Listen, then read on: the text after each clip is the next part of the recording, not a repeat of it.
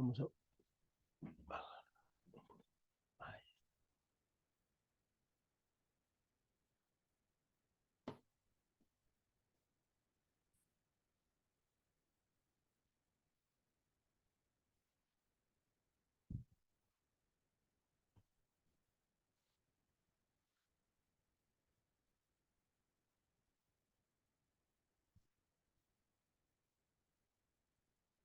Buenos días, buenos días, buenos días, buenos días. Vamos a dar un minutito a ver si alguien más se conecta y si no, ya comenzamos.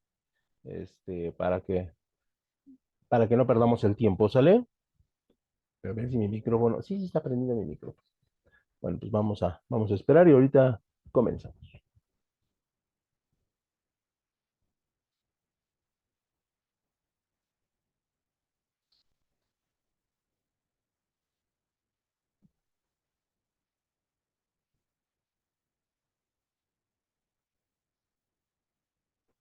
Bueno, pues parece ser que nadie se conecta. Vamos a compartir la pantalla y bueno, Elizabeth, vamos a esperar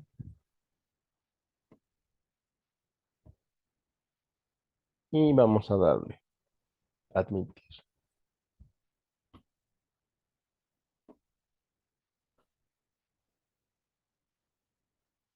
Ok, ok, ya se está conectando. Y bueno, pues se está conectando, se están conectando, Hola Eli, ¿cómo estás? Hola Aide, ¿cómo estás? Hugo, vamos a darle acceso a Hugo también.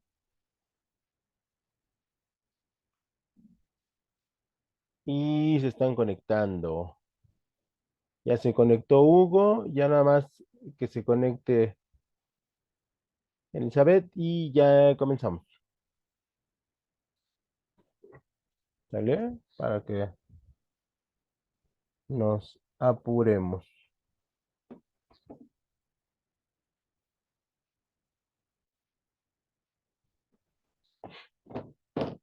Se sigue intentando conectar, vamos a dar unos segunditos y ya vamos a tener que empezar.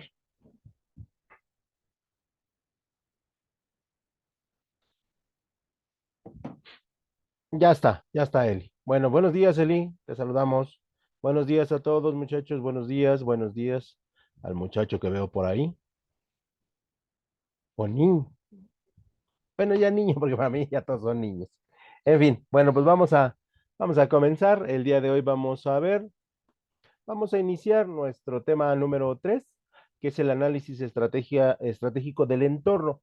Eh, Cuando hablamos de las empresas corporativas, hablamos de empresas que tienen otras empresas, hablamos de empresas que los dueños no se meten para nada en las empresas y por lo tanto, bueno, pues de alguna otra manera,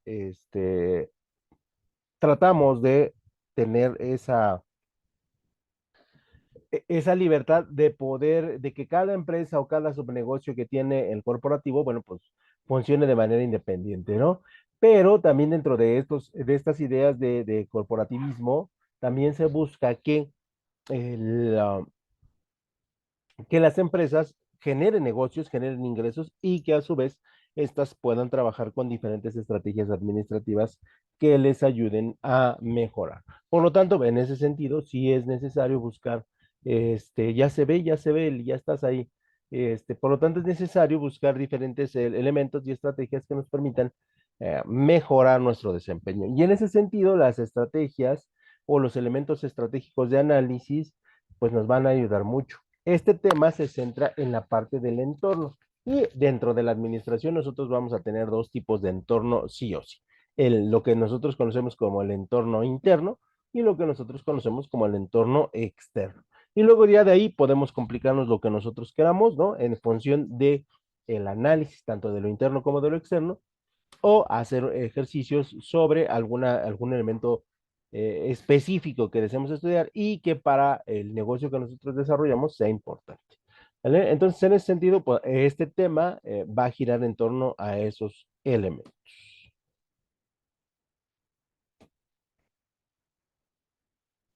Y bueno, les decía, es el tema número 3 en la parte número 1.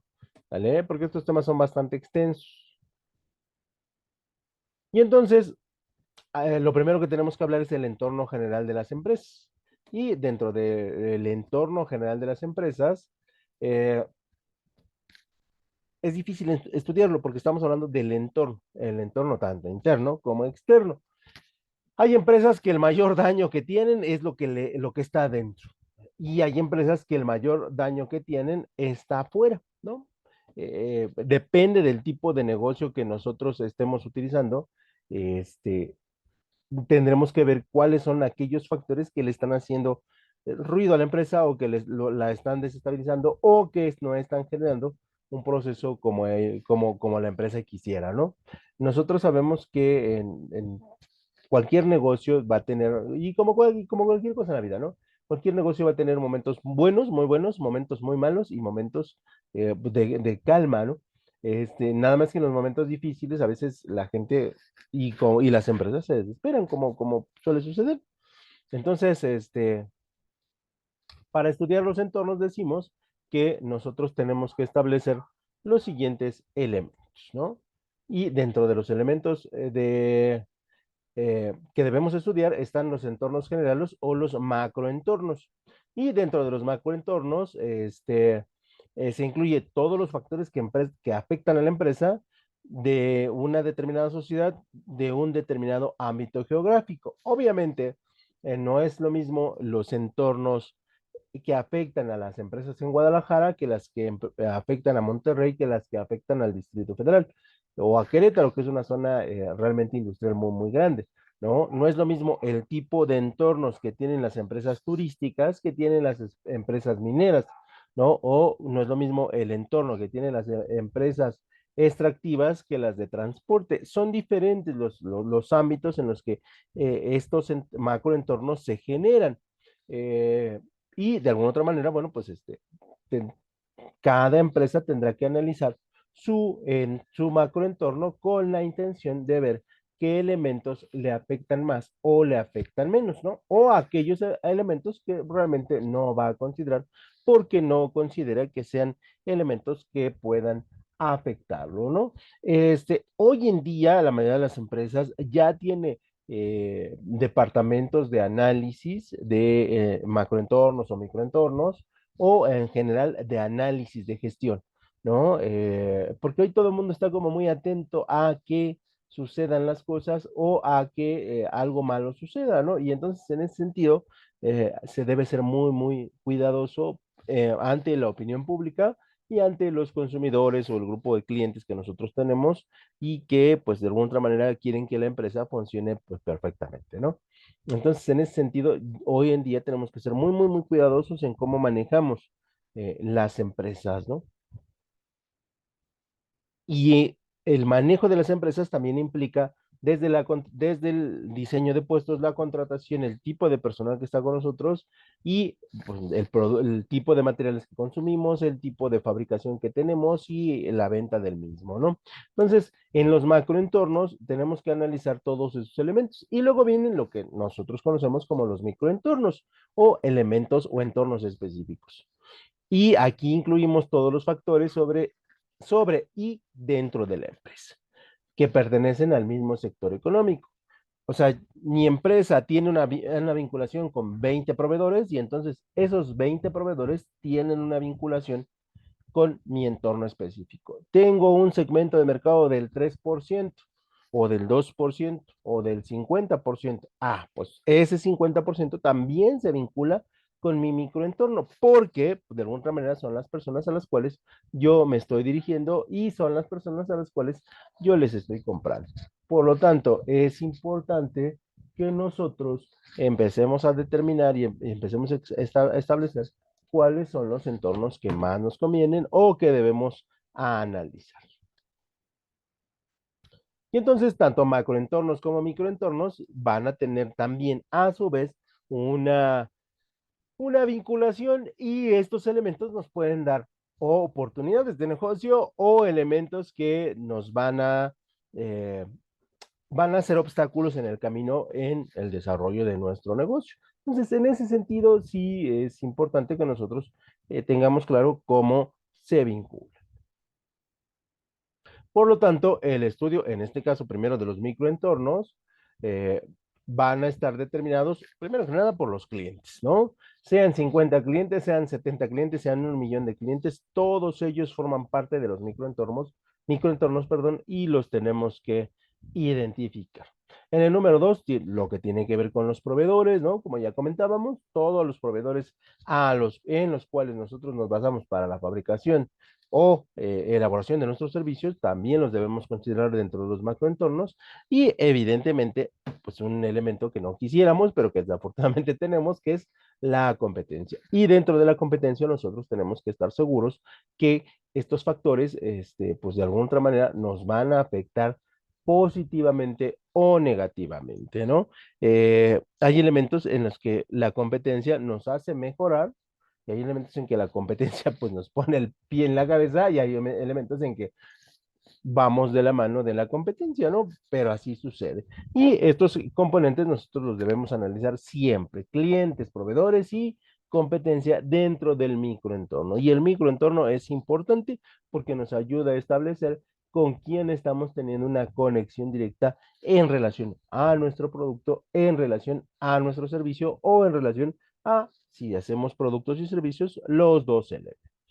Por lo tanto, dentro del entorno de las empresas, nosotros para poder generar estrategias, tenemos que analizar tanto el entorno interno como el entorno externo o para poderlos confundir un poco más, el macroentorno y el microentorno, ¿no? Porque así se conoce.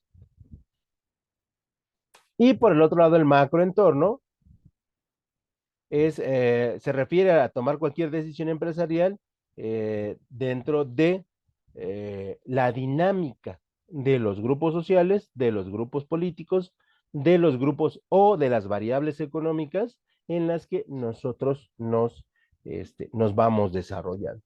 Entonces, en ese sentido, sí es importante que nosotros consideremos estos macroentornos. Eh, y de repente para las empresas que no están especializadas en este campo les resulta difícil. Y son las empresas que siempre llegan tarde, ¿no? A la repartición del pastel. Eh, yo recuerdo mucho que al inicio de la pandemia los cubrebocas era un artículo preciado, ¿no? Y quien entró en el momento exacto, pues se hizo de una buena cantidad de dinero. Hubo empresas que entraron hasta un año después a la fabricación de cubrebocas. Entonces ahí entraste tarde y sí podrás generar ganancias y sí podrás entrar en un nicho de mercado, pero las ganancias van a ser menores en relación a un periodo de tiempo que en este caso era un año. Entonces, en ese sentido, los macroentornos siempre toman decisiones respecto de las variables que ellos están teniendo, ¿no? Y entonces, en ese sentido, sí es importante que los directores, sí es importante que las gerencias tengan contexto de lo que pasa fuera del mundo de la empresa, ¿no? Porque pues, de repente tenemos un problema, ¿no? Que en México es tanto el trabajo, en México es tanta la presión que se tiene que cumplir, es tanto el tiempo que se tiene que cumplir, porque en México se tiene que cumplir una cuota de tiempo bastante alta, e incluso yo me atrevería a decir que muy superior a la de otros países, pero muy, muy superior. Pareciera que no es importante lo que haces, es importante el tiempo que destinas en la empresa. ¿No? Y entonces en ese sentido, a veces yo llego a las 8 de la mañana y salgo a las 9 de la noche y entonces no estoy en contacto con mi entorno. Lo que voy a hacer es voy a llegar, si me dan ganas, voy a cenar, voy a alistar mi ropa para el siguiente día y me voy a dormir. Y no estoy en contacto con el mundo externo y entonces en ese sentido me es difícil identificar alguna variable que pueda afectar a la empresa, ¿no? Entonces, en ese sentido, es por ello que hoy les decía, se están formando departamentos de análisis, análisis de datos, análisis de macroentornos, análisis de microentornos, análisis globales, análisis competitivos, en fin, se conoce como el departamento de análisis de gestión o análisis de riesgo, ¿no? Y estos departamentos, bueno, tienen la intención de cualquier dato que consideren importante lo van a tomar y van a entregar reportes. Y esos reportes puede que yo no los lea, ¿no? Pero alguien tendrá que verificarlos y podrá establecer si hay un vínculo directo con el producto o el servicio que yo hago, o si lo dejamos pasar, ¿no? Pero normalmente sí se le pone atención porque esto nos va a dar un paso adelante sobre la competencia. Sí, también tenemos que decir que el dato por sí solo, pues no nos resuelve todo, ¿no? Necesitamos gente experta que pueda analizar lo que va a suceder en el futuro, o por lo menos cuál va a ser la tendencia en el futuro, ¿no? Entonces, en ese sentido, bueno, es parte del análisis. Por lo tanto, sí es necesario que nosotros consideremos que para analizar el macroentorno debemos considerar una propuesta que es una propuesta, si no me equivoco, es española, que se llama el PEST, ¿no? El PEST es una técnica que se crea en España, si no me equivoco, y si no les estoy mintiendo, a través se pueden observar, a través se pueden analizar los factores de carácter político, los factores de carácter legal, los factores de carácter económico y los factores socioculturales y tecnológicos. En el mundo estamos teniendo un reacomodo de ideas tanto sociales como culturales. Puede que nos guste, puede que no nos guste, puede que las condenemos, puede que les demos palomita, puede que las satanicemos o puede que les demos la bendición, pero sin duda hay un cambio muy fuerte en la parte sociocultural. Esto viene acompañado de un cambio o un cambio que se ha venido dando desde el 2000 en aspecto tecnológico que es extremadamente complejo y es extremadamente grande, ¿no? Entonces, sí estamos viendo que hay empresas que les es difícil ajustarse, ¿no? Entonces, el PEST tiene la posibilidad de analizar los elementos políticos, los elementos legales, los elementos económicos, los elementos socioculturales y los elementos tecnológicos, ¿no? Y de alguna otra manera es un proceso de análisis que nosotros vamos a identificar para poder determinar cómo está, qué tan saludable es nuestro macroentorno o qué tan contaminado está nuestro macroentorno. En ese sentido, sí necesitaríamos hacer análisis profundos de cuál es la situación que atraviesa el entorno cercano político, el entorno legal cercano, el entorno económico un poquito más extendido y el entorno sociocultural, ¿no? Entonces, en ese sentido, tenemos esa herramienta. Yo se la recomiendo yo aquí nada más la vemos por muy encimita, pero yo les recomiendo lo busquen y lo analicen, porque en el futuro seguramente les va a servir. Y van a decir, ay, recuerdo un profesor que nos hablaba del PEST. No, pero no, ya no me acuerdo qué decía, ¿no? Entonces, no, búsquenlo, investiguenlo por su cuenta, porque realmente les va a servir mucho. Y entonces, dentro de las variables del PES, dentro del macroentorno, nosotros lo que hacemos es que vamos a establecer elementos de análisis económicamente, por ejemplo, con la renta, y la renta tiene que ver con la ganancia que cualquier negocio debe tener, ¿no? Yo siempre digo, ¿por qué los pequeños negocios no avanzan? Vemos el puesto del señor de los tacos en el año 1 y pasa el año 10 y sigue siendo el mismo puesto de tacos. Y el señor tiene su camioneta y pareciera que le va bien, pero por la cantidad de ventas que tiene, no pareciera que corresponde con esa idea. Y siempre les digo que uno de los factores económicos que dejamos de analizar en cualquier micronegocio es la renta, y la renta es la ganancia. Y si ustedes trabajan, ¿por qué trabajan, muchachos? Me van a decir, por necesidad, profesor, sí, pero ¿cómo cubren esa necesidad? Y ustedes me van a decir, con dinero, profesor. Y yo les decía, sí, es cierto. Y entonces el señor que está vendiendo los tacos, ¿no? Que está sudado y está trabajando y trabaja mucho, el señor no tiene un salario asignado. Y entonces ahí regala una parte de quién? De la ganancia. Y eso tiene que ver con la renta, ¿no? Ustedes van a una empresa y el dueño de la empresa tiene su cargo de gerente que nunca va, nunca se presenta, pero sí tiene un sueldo y cada quincena tú le pagas, pues a lo mejor si es una empresa pequeña, que sus 22, que sus 23, si es una empresa grande, pues que sus 30, que sus 40. independientemente de las utilidades que tú le des. Y entonces, en ese sentido, por eso les digo, los negocios pequeños no avanzan, porque dentro de los costos yo no pongo mi sueldo. Y entonces el tiempo que yo estoy ahí dedicándole a mi micronegocio, yo no lo estoy aprovechando porque no estoy ganando un elemento. Y entonces se refiere a la renta.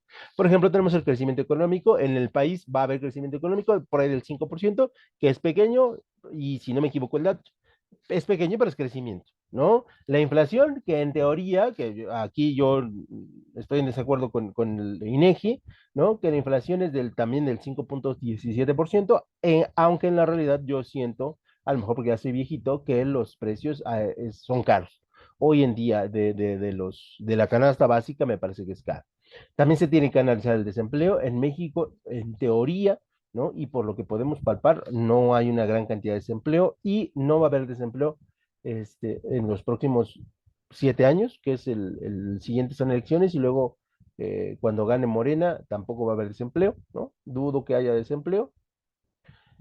Lo que tiene que ver con las tasas de interés, que en México están bien contenidas desde el punto de vista macroeconómico. La política fiscal está ahí, en ese proceso de recuperar cuentas perdidas, ¿no? Y que el que tiene mucha ganancia paga.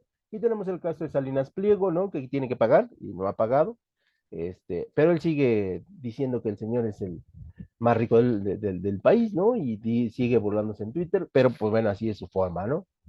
Los tipos de cambio que hoy no sé si vieron, 17, 17, ¿no? Que ese es un factor que tiene que ver con el desgaste de la moneda en Estados Unidos y las presiones internacionales, pero que bueno, pues de alguna otra manera México lo está aprovechando, ¿no? Sobre todo en el términos del pago de deuda, porque repito, a lo mejor el ciudadano de a pie no siente pues, que ya bajó el dólar y qué, o sea, voy a por una televisión y sigue costando lo mismo, ¿no? ¿No? O voy a comprar un PlayStation y ya cuesta más, ¿no? Entonces ahí no veo la ganancia, ¿no? Pero desde el punto de vista de la deuda, pues es beneficioso, ¿no? Y la balanza de pagos en la cual México, pues ahorita está sin problemas, ¿no? Tiene por lo menos 20 años pagando sus obligaciones, ¿no? Por decirles un pequeño análisis de lo que hacemos en el PES, ¿no? Luego tenemos los medios ambientales, por ejemplo, las restricciones de suministros.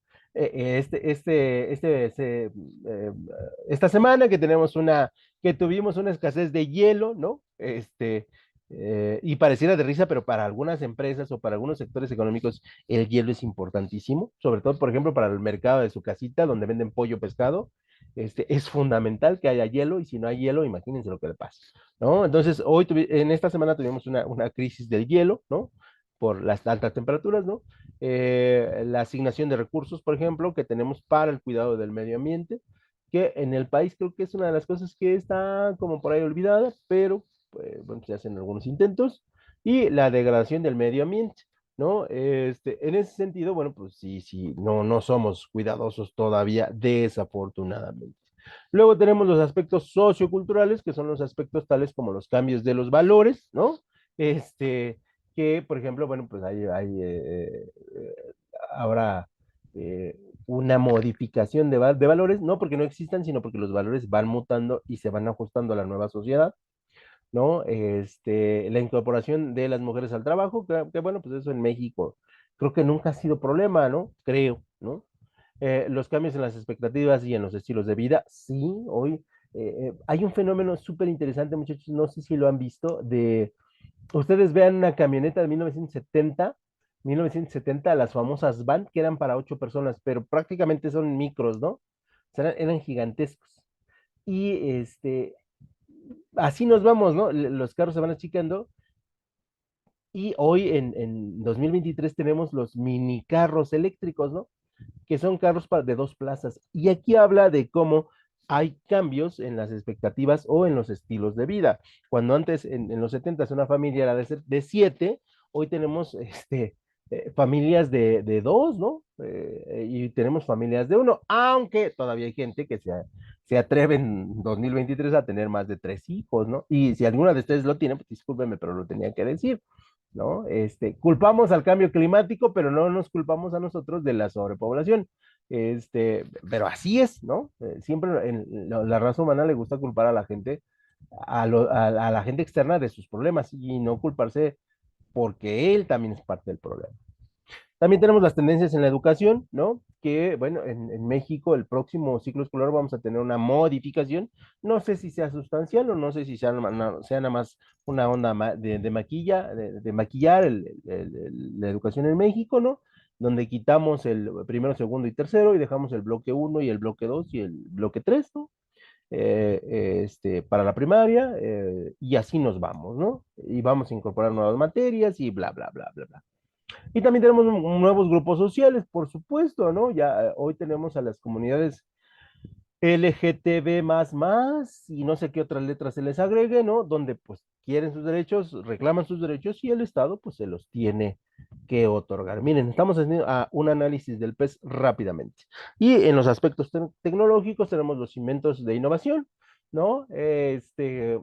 El cuidado al medio ambiente, que es parte de la tecnología, aunque a mí personalmente me parece que ya es muy tarde, ¿no? La difusión de la innovación, sí, por supuesto, donde hoy prácticamente todos los productos están al alcance de un clic, ¿no? Lo que son las patentes de investigación y desarrollo, que bueno, pues esas no las conocemos, pero están presentes y prácticamente todos los años vemos avances en la tecnología que de repente nos dejan asombrados. Y luego tenemos los aspectos legales y políticos, donde hablamos de los cambios legales, las jurisprudencias, los tratados internacionales, que, por ejemplo, en ese sentido, en México estamos en una situación ahí de tratado comercial con el maíz transgénico, que el Ejecutivo dice que no lo va a querer, que no lo va a recibir, y Estados Unidos dice, sí, que se lo tienen que comer para que se contamine, ¿no? Pero los canadienses también dicen que no lo comamos, aunque ellos no lo consumen, ¿no? Pero bueno, ahí va a haber una controversia fuerte seguramente en todo lo que resta de este año, ¿no? En el segundo semestre. Y ahí pues, vamos a ver cómo nos afecta la no compra de maíz transgénico. Lo que son las políticas que en México hemos visto, sí, que el sistema judicial creo que necesita un cambio, ¿no? Desde hace mucho, desde hace 30 años, porque la justicia es para los ricos, ¿no? Y la injusticia es para los pobres. Aunque suene muy reduccionista este concepto, la verdad es que sí funciona, ¿no? Sí refleja bien la realidad. Luego tenemos las autonomías y libertades de los diferentes sectores o elementos que conviven con la política, por ejemplo, la UNAM, que es autónoma, ¿no? Que, por ejemplo, por ahí también creo que tiene síntomas de desgaste, ¿no? Tenemos el INEGI, el INE, ¿no? Petróleos Mexicanos y bla, bla, bla, bla, bla, donde pareciera que hay autonomía, pareciera. Luego las garantías legales, ¿no? Que en México están muy mal entendidas, ¿no? Porque yo puedo cerrar una avenida durante 24 horas y detener la economía de un país y detener a las personas en su libre tránsito, que también es un derecho, pero me parece que es más importante las personas que hacen las manifestaciones, ¿no?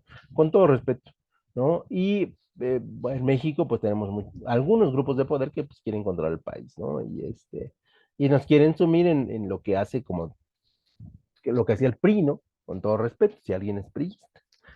Y aquí tenemos un análisis del PES, a lo mejor puede ser exacto, puede ser inexacto, a lo mejor está cargado de mis convicciones y de mis fobias, ¿no? Pero es mi análisis y es lo que yo creo que funciona. Y ya sobre de esas variables que les acabo de mencionar, yo tendría que establecer qué entornos sí le afectan a mi empresa, qué entornos no le afectan a mi empresa o qué entornos no le afectan directamente y a lo mejor sí indirectamente. Y entonces bajo esa perspectiva yo empiezo a analizar el entorno para ver en el futuro cómo me va a afectar.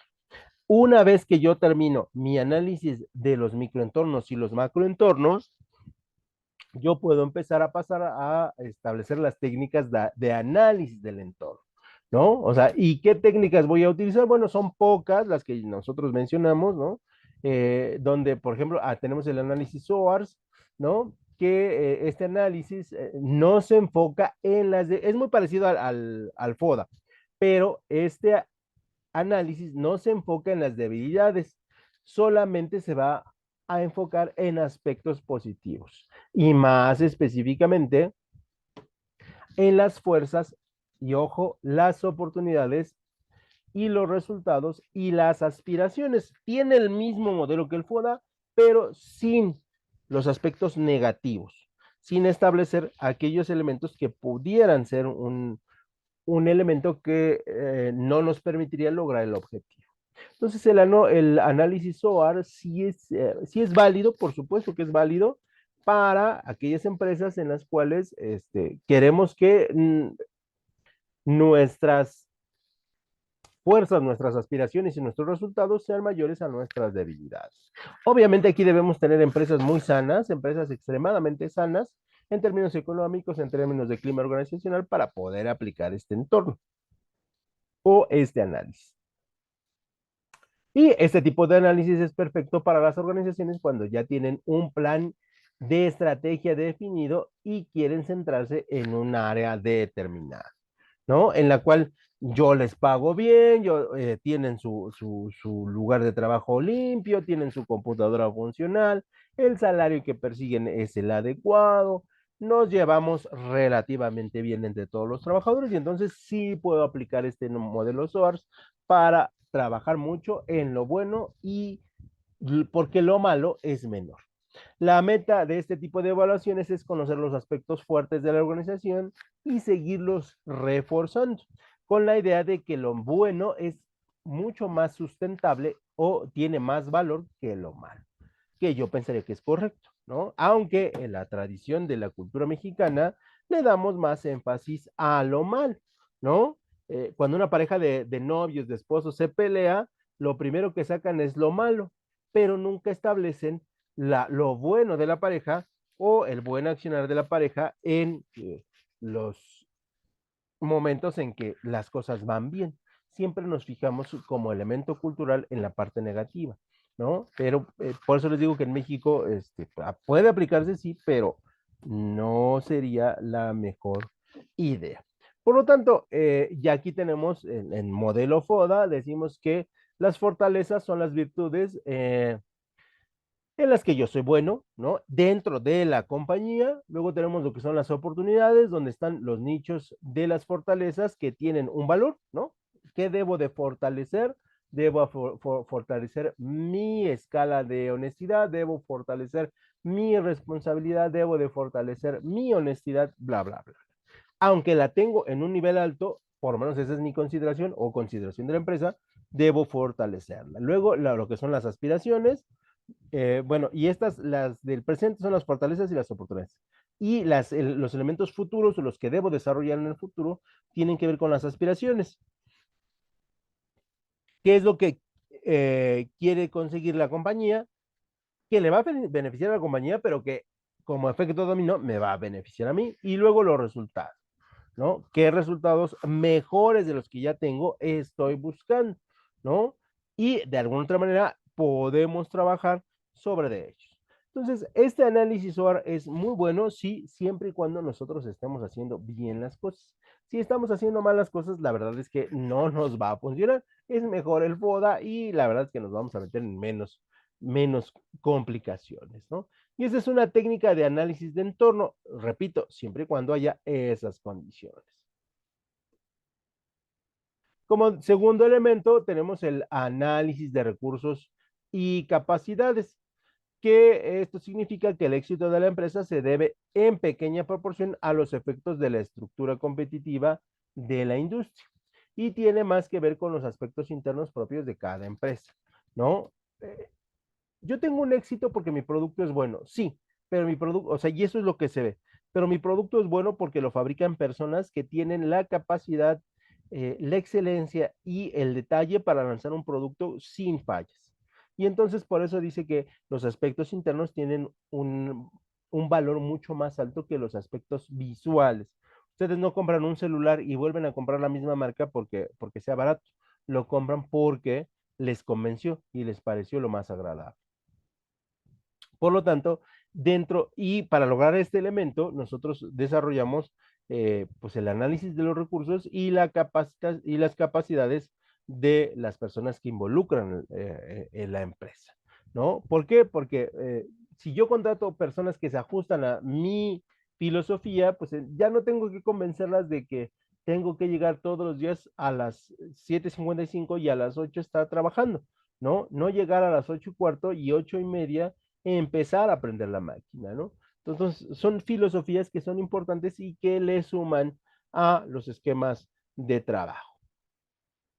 Por lo tanto, la teoría de recursos y capacidades parte de dos premisas básicas. Las empresas son diferentes entre sí, sí, por supuesto. Y sus recursos también lo son, sus recursos humanos, sus recursos materiales, sus recursos tecnológicos, ¿no? Y de alguna otra manera, esos recursos, como segunda premisa, yo los tengo que administrar y esto es maximizar para que me den un mejor resultado.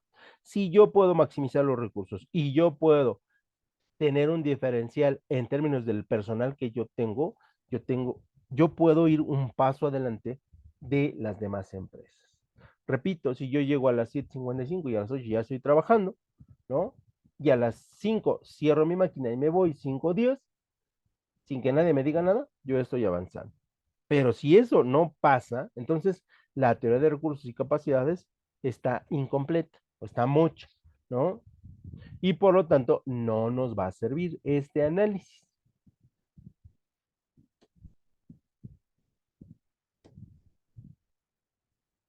Y decimos que parte de dos premisas. Las premisas son que dichos recursos y capacidades no están a disposición de toda la empresa en las mismas condiciones, ¿no? Primero que nada, hay recursos, sí, pero esos recursos deben ser utilizados de forma sabia y de forma controlada, ¿no? No es para todos los recursos, por supuesto, ¿no? O sea, yo no puedo darle a una persona un rollo de papel de baño para ir al baño, ¿están de acuerdo? Hay ciertos parámetros que yo no puedo desarrollar, aunque formen parte de la totalidad de la empresa, ¿no? Yo no puedo permitir que un trabajador le eche 1 kilo de azúcar a su café, ¿no? O sea, porque le cuesta a la empresa. O sea, hay parámetros que no están dentro de lo permisible, ¿no? Y hay parámetros que sí están dentro de lo permisible. Esa es la primera premisa. Y la segunda premisa es que necesitamos establecer que no todos los trabajadores tienen las mismas oportunidades ni tienen las mismas variables de conocimiento, de técnicas, de disposición, de salarios, y que eso siempre va a generar cierta inconformidad, ¿no? O sea, el trabajador que está en su casa y media hora después está en su trabajo, obviamente va a llegar menos desgastado que el trabajador que tiene que hacer 1 hora, 15 minutos para llegar a su trabajo, ¿no? Y entonces ahí, ¿de quién es la culpa de haberlo contratado? ¿De nosotros o de él que fue a pedir trabajo? ¿No? Entonces, Pues es porque él tenía que haber considerado la distancia. puede ser de él, sí, efectivamente, pero si yo considero que no va a rendir o que si va a gastar, a lo mejor se gasta 20 pesos o 30 pesos, como en el Estado de México que es carísimo el transporte público, ¿no? Y yo le pago 150 o 180, entonces ahí, ah, ¿no? Entonces, estos elementos tienen que ver con la movilidad, muchachos, y la movilidad tiene que ver con los salarios. Cuando mi compañero de trabajo, que veo que se hace güey, gana más que yo, eso me causa una imperfección en la movilidad, imperfección en mi trabajo. Cuando yo veo que la secretaria llega a maquillarse y no hace nada, y yo que llego a trabajar mucho, es a la que regañan, entonces empieza a haber imperfecta. Hay una imperfecta movilidad de los recursos, de las capacidades y de los análisis que yo estoy haciendo. Entonces, esos elementos yo los tengo que analizar para tratar de ser lo más justo posible. Y hasta aquí le dejaríamos el día de hoy, muchachos. Les agradezco su atención. Mándenme su asistencia. Tenemos 1 minuto. Si tienen alguna duda, es el momento. Y si no, pues se va a cortar ya casi, ¿no? Este, esta clase no me la compartió, pero me quedó de mandármela. Si esta no, se me fue. Pues ya, se queda sin resumen. No hay Ok, problema. bueno. Gracias, profesor.